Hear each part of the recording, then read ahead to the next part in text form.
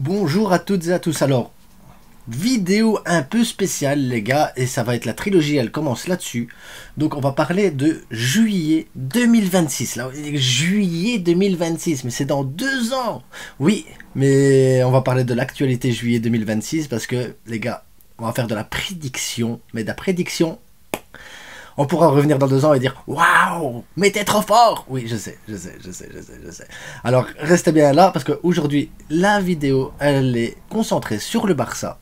Celle de demain elle sera concentrée sur le Real Madrid et celle d'après-demain elle sera concentrée sur l'Espagne. Donc vraiment un truc qui va englober tout ça ensemble, mais on va le faire ça en 3 vidéos pour que ce soit léger, light, digeste et agréable à suivre. Donc moi j'ai pris du plaisir, j'espère que vous prendrez du plaisir aussi sur ces vidéos. En attendant les gars, n'oubliez pas, c'est que du foot, amusons-nous un petit peu. A tout de suite.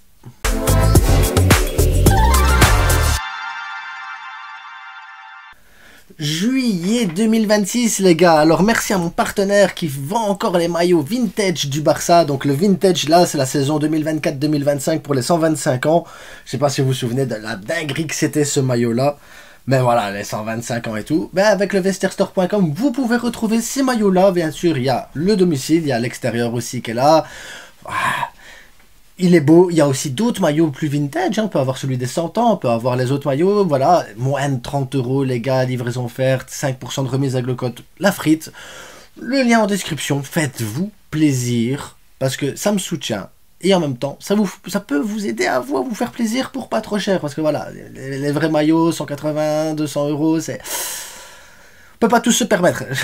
On peut pas tous se le permettre. En attendant les gars, quelle saison de malade mental. Mais quelle saison de malade mental. Si on m'avait dit il y a 5 ans que le Barça serait là où il est maintenant, je l'aurais pas cru. Impossible les gars. Début du mandat de Laporta. On était 9e, Koeman viré, Xavi qui arrive en catastrophe, on se dit c'est le Messi, c'est le sauveur, c'est lui qui va le faire venir. On nous annonce plein de trucs, des leviers économiques par milliers, des joueurs qui arrivent, pas les joueurs vraiment qu'on aurait espéré non plus, parce que bon, Bellerin, Marcos Alonso, Oriol Romeu, on est d'accord, c'est pas le standing du Barça, pas du tout. Mais à un moment donné, voilà, la situation financière était compliquée, la situation financière ne nous permettait pas de faire grand chose. Xavi finalement qui saute l'arrivée d'Hansi Flick au banc pour la première saison. Voilà, Hansi Flick qui a fait le taf qu'il devait faire au final, voilà, avec les joueurs qu'il avait, donc c'était pas mal du tout. Dans un nouveau système un peu plus allemand, un peu plus vertical.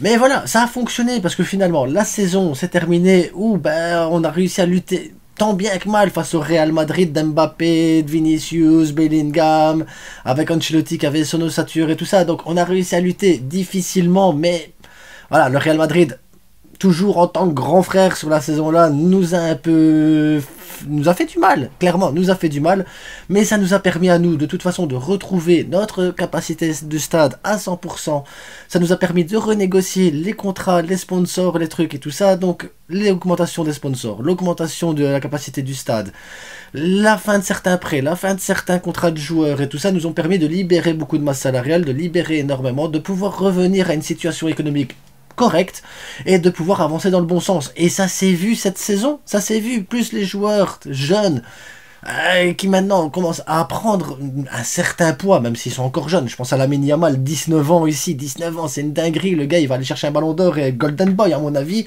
mais ça on en parlera dans la prochaine vidéo spéciale ballon d'or et sélection espagnole. Mais c'est une dinguerie les gars, faire la Ligue des Champions, la Liga et la Copa del Rey cette saison-ci.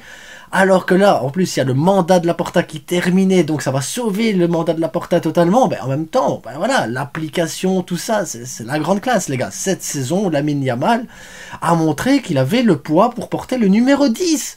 Donc maintenant, ça ici, c'est du vintage. C'est du vintage, les gars, avec le 19 de Lamine Yamal. Il faudra prendre celui de la saison prochaine avec le numéro 10. Comme Messi, il évolue étape par étape.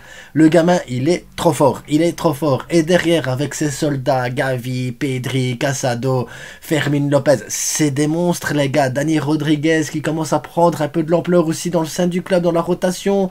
Ansu Fati, je m'attendais pas à ce qu'il revienne à ce niveau-là. Ansu Fati, c'est une dinguerie, les gars. C'est une dinguerie. On est là, le club, il est là, et on était tellement mal, les gars, mais tellement mal. Que là, franchement... Ce soulagement, ce soulagement, il fait du bien. Surtout quand on voit la saison de Robert Lewandowski qui a été exceptionnelle malgré ses 58 ans déjà, le gamin, 58 ans. Mais en même temps, il est servi dans des conditions avec Lamine Yamal, avec Nico Williams, avec Dani Olmo, que tu te dis, mais c'est pas possible. On joue trop bien. On joue trop bien, les gars. Tiki, taka, verticalité, pressing, contre-pressing et tout. Le Barça là, ça faisait depuis quand? Depuis Luis Enrique peut-être qu'on n'avait pas vu un Barça comme ça. Parce que j'ai pas envie de revenir jusqu'à Guardiola, mais ça fait un bien fou. Maintenant, on est parti parce que Gavi, Pedri, Lamine Yamal, c'est même pas encore 22 ans. Ils ont même pas encore 22, 23 ans ces gamins. Ils vont dominer le monde de la Liga. La Liga, les gars, elle est pour nous. On va créer une dictature catalane pour les 10 prochaines années avec ces joueurs-là. Maintenant, il faut espérer pas de blessures, il faut espérer que ça poursuive, qu'ils continuent à évoluer, l'air de rien, parce que bah oui, même s'ils sont jeunes, est-ce qu'il y a encore cette marge de progression pour aller chercher plus, qui serait dingue quand même les gars, ça serait dingue. Plus les autres jeunes qui arrivent, regardez Lapo Prime qui a pris quelques minutes cette saison, Bernal qui a pris quelques minutes cette saison aussi, qui commence tout doucement à s'installer dans la rotation, tu es en train de penser au futur là, et là le futur il te dit, mais oui, mais il y a des jeunes, il y a ce qu'il faut. Kimmich, il est vraiment bien intégré dans le club. Donc vraiment, on est dans une situation où le Barça maintenant a pu humilier correctement le Real Madrid cette saison en leur laissant que la Super Coupe d'Espagne. Voilà. Mais ce Barça-là, les gars, ce Barça-là, on est parti pour 10 ans de dinguerie. 10 ans de dinguerie.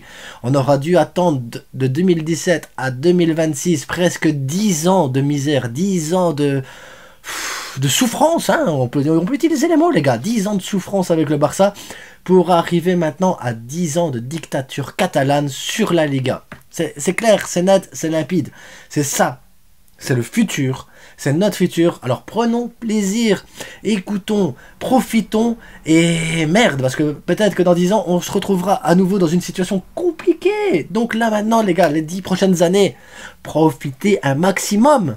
Dans les nouvelles du jour aussi, Andrés Iniesta fait son retour au club en tant que préparateur physique avec le staff. Donc il va profiter de l'expérience qu'ils ont maintenant, les entraîneurs qu'on a actuellement, pour justement s'intégrer tout doucement à le statut du club, les gars. Le statut du club. Andrés Iniesta va faire les préparations physiques. On a Gérard Piqué qui commence à faire venir un peu dans la direction, à aider Laporta pour la suite des projets. Donc, est-ce que Laporta ne prépare pas la succession déjà de son futur mandat avec Gérard Piqué? Voilà. Il y a beaucoup de questions qui pourraient se poser maintenant au niveau de la direction. Comment on va... Quelle est la ligne conductrice de ces 10 prochaines années? Parce que c'est ça, la réalité. On est parti sur 6 ans de Laporta.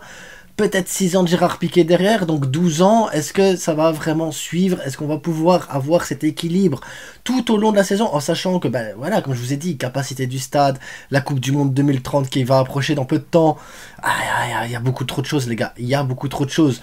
Prochain Euro 2028 ici, dans 2 ans, donc voilà, on a une équipe qui nous permettra de participer à ces compétitions, on a une équipe jeune, on a une équipe soudée, et on a vraiment, vraiment beaucoup de chance, parce que l'institution Barça, c'est la plus forte du monde, et le Barça reste le meilleur club du monde les gars, le meilleur club du monde. En attendant, ça c'était l'actualité juillet 2026 du FC Barcelone. Maintenant je sais, vous êtes curieux, qu'est-ce qui s'est passé du côté du Real Madrid? Eh ben ça, on le verra demain dans la prochaine vidéo. En attendant les gars, j'espère que vous avez pris du plaisir. On se retrouve demain pour juillet 2026. On se retrouve après-demain pour juillet 2026, là pour la sélection espagnole et Lamine Yamal Ballon d'Or. En attendant les gars, peut-être qu'il y aura de l'actualité 2024. Est-ce que je reviens dans le passé ou pas? En attendant, c'est que du foot. Abonnez-vous, likez, partagez. Merci à vous de me suivre. Merci à vous d'être derrière et de me soutenir. Ciao!